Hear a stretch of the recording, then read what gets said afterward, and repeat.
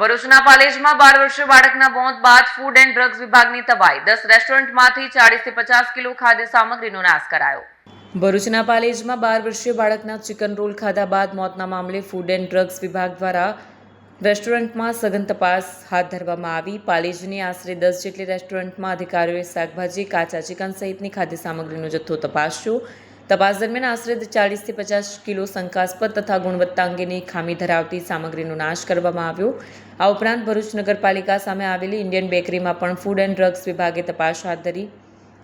ગ્રાહક દ્વારા પફમાંથી દુર્ગંધવાળું બટાકું નીકળવાની ફરિયાદ કરવામાં આવ્યા બાદ અધિકારીઓ ઘટનાસ્થળે પહોંચ્યા। તપાસ દરમિયાન ઇન્ડિયન બેકરીને ક્લોઝર નોટિસ આપવામાં આવી અને પફ સહિતનો ખાદ્ય જથ્થો કચરામાં નિકાલ કરવામાં આવ્યો।